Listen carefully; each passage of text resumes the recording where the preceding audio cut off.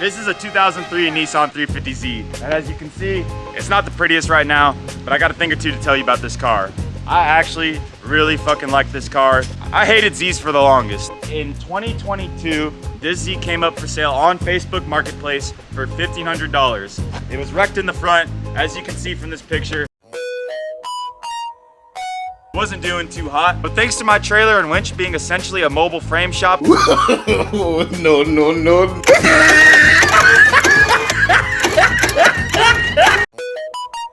We were able to pull the damage out of the Z. Doghouse, Travis Smith was able to help me weld a new frame rail end on.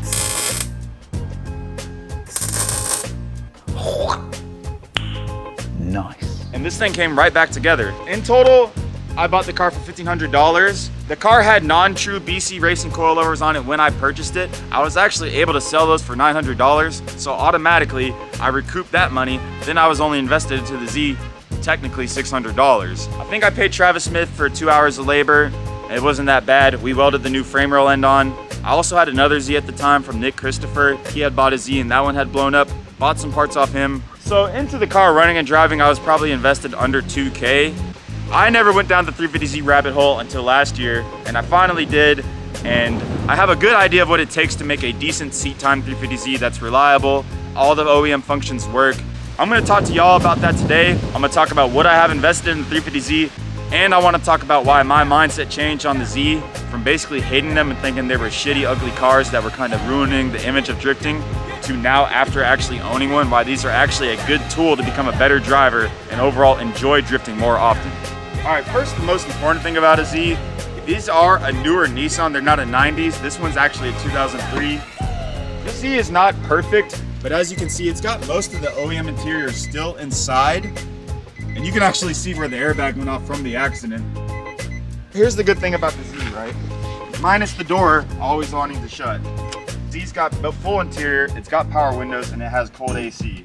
It's a little ragged right now. I need to finish putting the rest of it together. So that's kind of the whole fun of the Z. It doesn't really matter. You can get into these cars. It has a fairly decent interior. It's gonna have working AC, and it's gonna have enough power and torque to drift. This is a hopping car. Even with a stock clutch, you're able to drift this car. Even with the VLSD, you can drift this car, which is kind of unheard of in most other platforms. As far as the Z goes, some good mods that I would recommend to anyone. Get like this little short hub adapter, get a quick release, get a decent steering wheel. The Z interior, I think this is like about a 340, 350, and this is honestly a pretty good size for me at least. I've got this Buddy Club seat bracket, thanks to my boy Johnny. It's adjustable, goes back and forth. You could get better brackets than these side ones, but this gets the job done. I have this Corbeau bucket seat. I think I paid $100 for it. It fits me well. I probably would recommend a harness bar and a set of decent harnesses, but I'm actually still on the stock belt, as you can see. And actually, these are G35 seat belts for anyone who cares, because once the accident happened, the seat belts were no longer any good. Went to the junkyard, got these G35 belts. I had to drill like one little bottom hole, and they were able to go right in, no problem. So that's that. That's basically the interior of the Z. It's all stock. I would not gut these cars. Yes, they are heavy, but they honestly have enough torque to get by. This is a 03, meaning it's actually still just the base model DE. You know, we've got our wheels. As you can see here, I've got a GKTECH Hydro. Definitely not needed. My buddy Perry actually drifts just fine with the stock handbrake. It is kind of in an awkward spot though, to have your hand like doing one of these numbers. I personally had this Hydro and another 350Z that we had. It bolts to the shifter mount. I actually had to make it like a gusset and weld it through the trans tunnel to brace it because I had some issues with it. Some people don't, but it bolts to the shifter plate for the retainer for the boot, and then you can mount your Hydro straight to that. This is the dual caliper version. This thing's pretty much stock inside, and I left all the interior. It's always gonna stay that way. I probably will never cage this car as it's not my main drift car. And to me personally, I think the beauty of the 350Z is the fact that you can basically leave them stock and go have fun with your friends, and you can really beat on these things for quite a while and you're not going to have any issues. So that's the interior. Steering wheel Hydro, got like a Tomei shift knob, all stock minus that. Get yourself a good seat. Go support the homies Garage Moon Power if you want. They got some dope floor mats for cheap. And now that we've covered the interior, let's move on to the engine side of things. I was mentioning to you the importance of checking your oil on the DE 350Z. Let's talk about something that I think every VQ should probably have. If you look over here, you're gonna see a Mishimoto external oil cooler. Now, you don't have to do the Mishimoto, and if I'm being honest, unless y'all want to fuck with me and send me some free shit, then I'll go back and edit this video and I'll delete what I'm about to say. Psych. Psych! That's the wrong number! But it's kind of overpriced and it's not really that great of quality anyways. But the important thing with the oil cooler is to get a thermostatic oil cooler. Unless you're gonna warm up, unless you're gonna have an oil temp gauge and drive around and get it up to temp, the thermostatic, it allows the oil to get to the proper temp. And considering that these have so many galleys and blah, blah, blah on these DE motors, VQ in general, you're gonna want that thermostatic sandwich plate on the oil cooler, and you want the external oil cooler. It's just, it allows for a little more capacity. It makes the DE so much happier. Ever since I put that oil cooler on, I will hot lap this thing. I think at one private day, on a brand new set of accelerators, I probably went like 30 laps in a row and I did not stop. Other modifications that this particular car came with, my buddy Nick's 350Z, he had this Megan Racing aluminum radiator. Coilrad, they make a nice inflow or triple row, whatever. You can get that if you want. It's not really needed. You can honestly get by with just the stock one, but I believe this allows for a little more capacity. It's more durable. It's something you can do if you want. We got some upgraded plumbing here that I already had. I mean, that's really about it. You really don't have to do a whole lot to these things. I did spark plugs and that's about it. This thing's been happy ever since. Put the OEM spark plugs in. I think it's an NGK or something. You don't have to do a whole lot to these, so what little you do, I would just recommend doing it right because they're gonna be way much happier. Really, only thing to look out for these is gonna be the cam sensors, which are in the back of the head. Sometimes the crank sensors will give you issues. Another thing that is noteworthy to mention, behind the battery is like a power distribution module. It's called the IPDM. I guess that the way that it's designed has like this miniature bulkhead right here. I guess they're known when you're going through water, it can trap water. It can cause the water to go up to the IPDM. And since that distributes the power to the vehicle, they're known to fry them. Some people put like a little Ziploc bag around them. I haven't even done anything to mine and I've driven it in the rain just fine. Only other thing with the VQ is, like I said, it needs to be cold when you check the oil, or if you've been driving it, let it sit for like 15-20 minutes or whatever it is. It takes a little while for the oil to drain back. I remember one time at OSW, I didn't know that. I went to check the oil after doing runs. I was like, oh, it's low. I topped it off. Next run I went out, this thing was smoking like fucking 2011 Wiz Khalifa. It was bad. Drained some oil, it was happy again. What you don't want to do is run it low on oil and then fuck the VQ up. Let's avoid that at all costs. Let's have these VQs run and let's have them preferably with stock exhaust so we can have fun. From NGK Racing, this does have a comp 6-puck white bunny clutch. I think it's like equivalent to like a stage 2 or something, but it's a plug and play kit. It's honestly one of the cheapest ones on the market that includes a flywheel, which is one of the benefits because the Z's from the factory, I think they have like a dual mass flywheel or something. This converts it to like a lighter one-piece flywheel, gives you the clutch. I've had no issues with it. It feels relatively close to OEM. Mason's gonna disagree with me on that, but Mason's sadly wrong. I'm correct as always. Clutch is good and NGK has it in stock almost always. They'll ship it to you. I slap that clutch in. Make sure you replace your pilot bushing. Otherwise, you're not gonna be able to get your trans to go on, at least in my experience. These Z's, the D's, the VQs, they want you to replace the pilot bushing, which is the right thing to do anyways when you're servicing a clutch. Service your pilot bushing, get that flywheel on, get that on. Also, make sure you tell them if you do have a DE, and if you have a HR, tell them you have a HR. Don't make the mistake I did. I was at Black Friday at Orlando Speed World, you might remember, and my clutch went out. I bought a random 350Z clutch. It was actually an HR clutch, so by the time I got everything bolted up, my car would not start unless I disconnected the crank sensor, and that's because the cogs for the crank sensor on an HR flywheel are different versus the DE. It will bolt up. Don't make that mistake. Learn from my mistakes. The whole point of this video is so you can learn, kind of go from the trials and tribulations that I did with the Z platform. So if you wanted to, you could probably watch this video, basically order the same parts I did, and you would have a plug and play Z. That about covers it. Stock DE, do your spark plugs, do an oil cooler, do some plumbing mods if you feel like it, and maybe upgrade the radiator and do a clutch. You'll be good to go. So we've gone over the interior on the Z, very simple mods. We've gone over the engine and what cooling and kind of drivetrain mods you should do.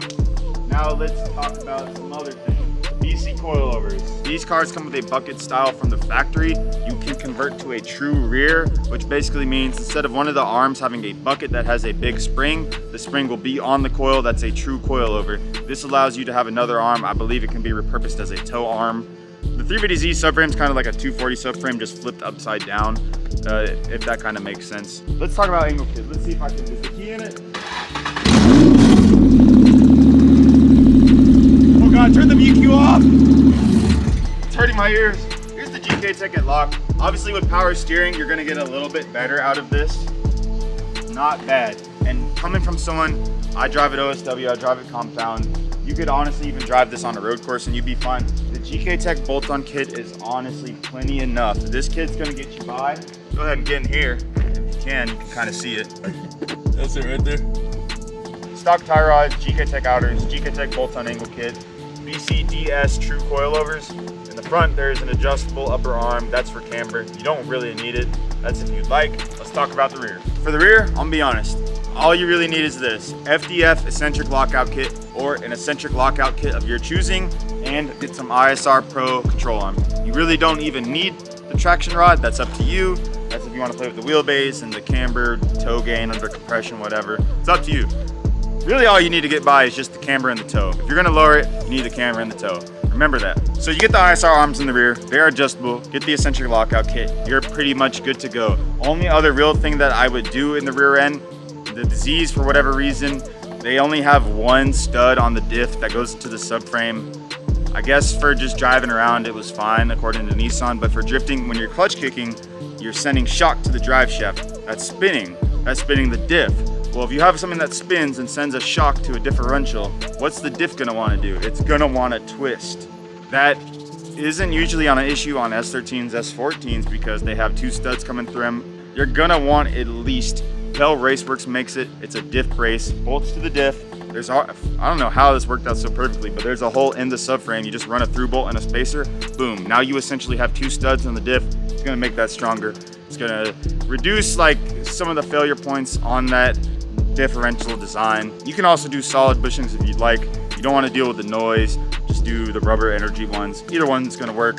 If you can, do the bushing through the subframe as well for the diff. It's a rather large bushing. It will help out quite a bit.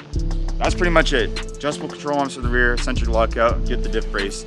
You should be pretty much good to go. So we've gone over interior, motor, drivetrain, suspension.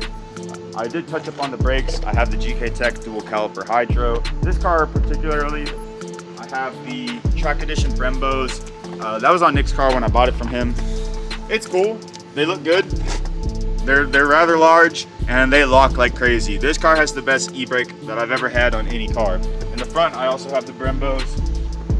Works great. I have not actually looked into whether or not that these cars need a different master cylinder or not. I'm honestly not too sure, or the booster, but it works just fine.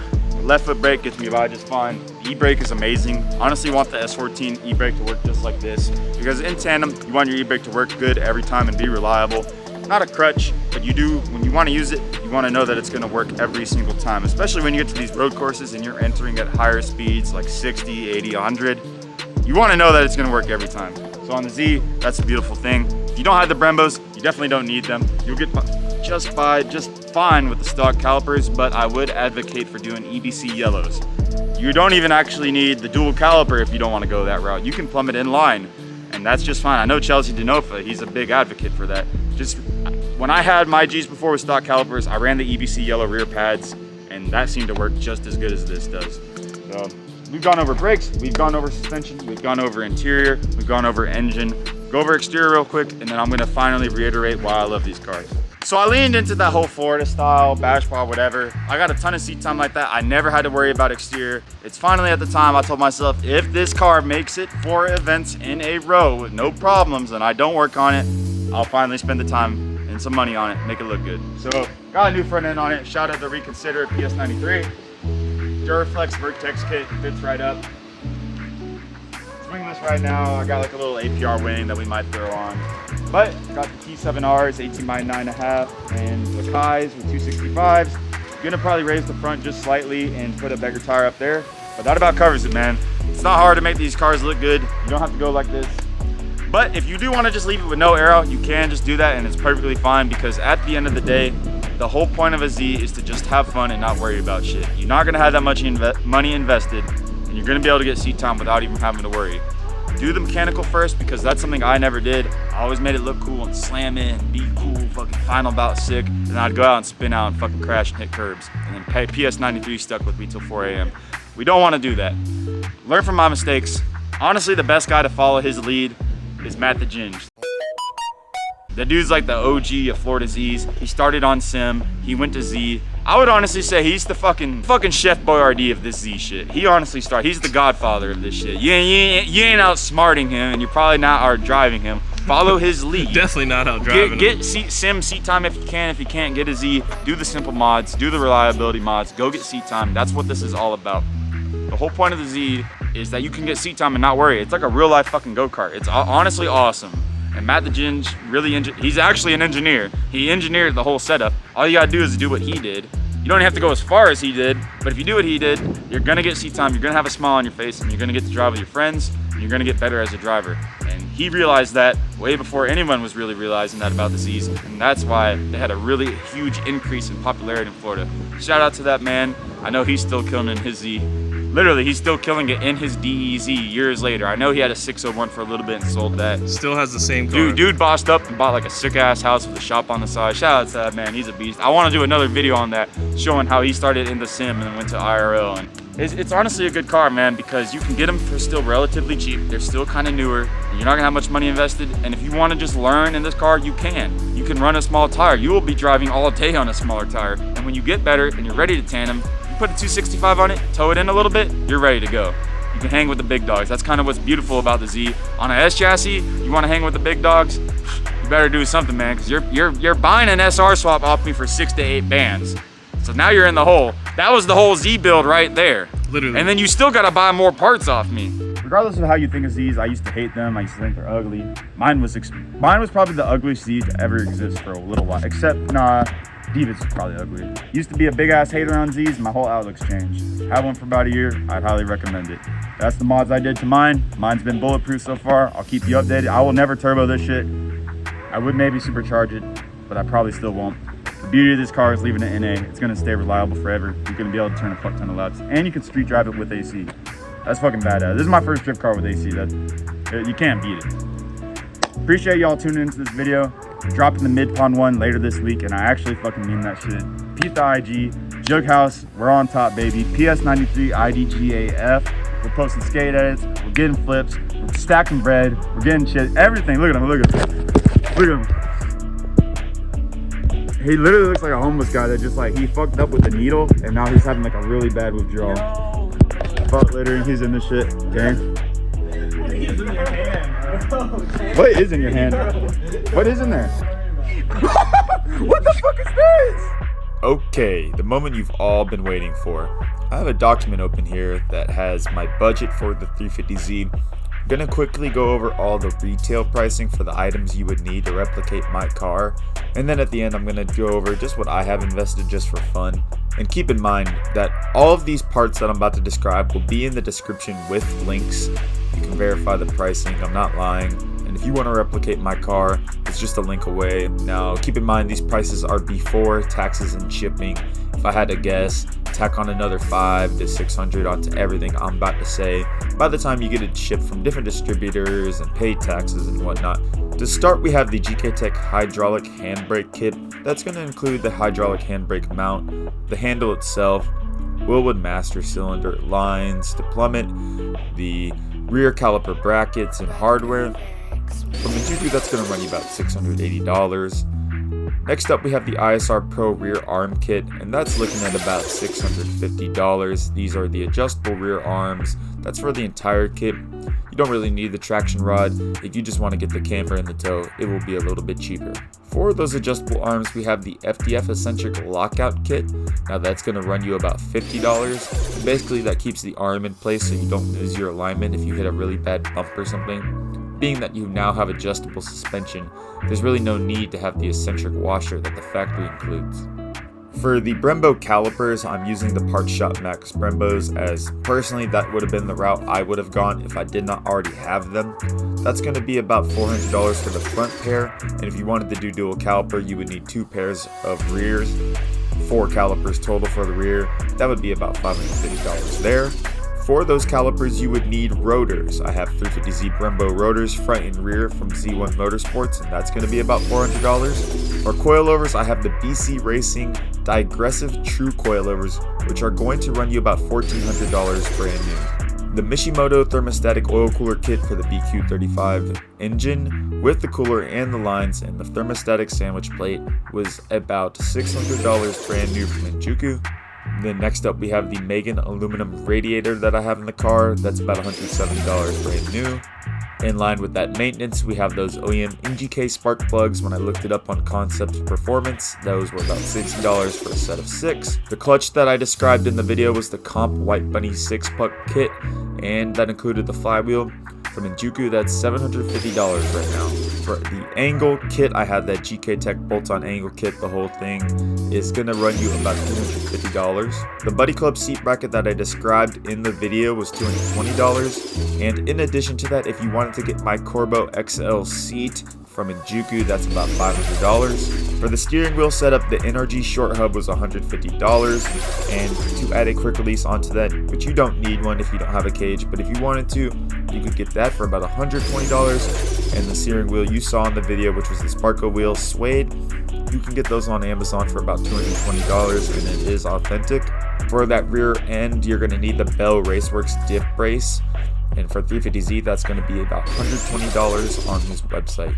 And for the last item you saw in my car in the video, now keep in mind this is not necessary, but considering that my car's been holding up good and I want to make it look cool, we have that 350Z duraflex vertex replica kit, and from their website that'll be about $700 shipped to your door.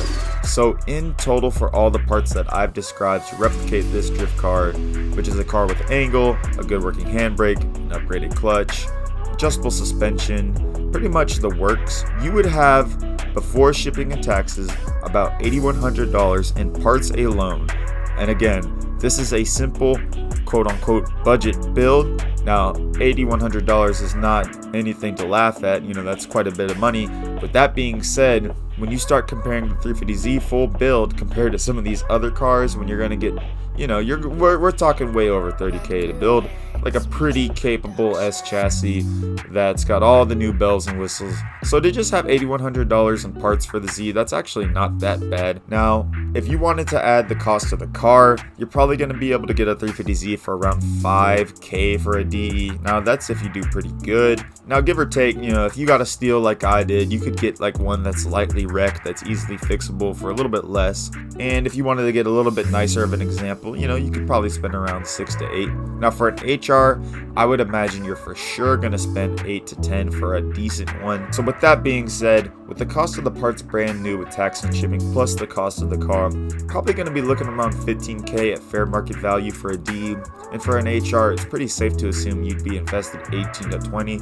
Now again, that's also assuming you're doing all the work yourself. And if a shop had to be involved, if you were not able to install these parts, I would estimate at least 25K would be your investment if you had the HR car. Now that's assuming you did all the labor yourself. If you did need a shop to install these parts, I would assume at least probably another few $1,000s, maybe give or take around the $5,000 mark, if you wanted them to just drop off a stock Z and install everything that I just described. I have a good feeling that my estimate's pretty close to what's going to be accurate. Now that we've described what the parts cost retail, I'll just go ahead and disclose what I personally have invested. So I originally bought the car for $1,500. I sold those coilovers for $900. Now I'm invested in the car for $600. The welding work was about $200. The parts from my buddy from his blown up 350Z, that was $3,000, but then I sold everything I didn't need for $2K, so technically I just bought his parts for $1,000. Now I'm invested into the car for about $1,800. That ISR Pro Arm set brand new was about $600. Now we're at $2,400. And then the last little batch of parts that I bought, the competition clutch, yes, I did pay $750 for that. The FDF eccentric lockout kit, I did pay $50 for that. BC coils, I did a little bit of trading around. My buddy had some that were basically new. I traded him some eBay coils in cash, so I got those for about $800 for the BC digressive True coils. Oil cooler I purchased new, that was about $600. Spark plugs, bought those new, that was about $60. This seat, I want to say I got it used for about $100. My short hub I got on Facebook Marketplace for $60. Sparco wheel I did buy that new for $220, and the Vertex kit I found on Marketplace actually for $300. It was actually a group buy with some Rays 57DRs, and pretty much the rest of the parts on the car were either from Nick's blown up Z or kind of stuff that I already had lying around. So you add up all those parts plus the paint, which I just bought. I'm gonna get the car painted this weekend. Spent $500 on the paint. I actually have $5,840 into my finished Drift Z, which is insane. That's doing really, really good. And this car is going to be looking cool. I already know it drives good. It's pretty much a bulletproof car that has AC. You can street it to the event, load a few wheels up, and you'll be driving all night. I will definitely have an update when the car is painted, and I'm looking forward to showing y'all then. Hope y'all enjoyed this video, and if you're wanting to drift, the moral of the story is Z is a great place to start.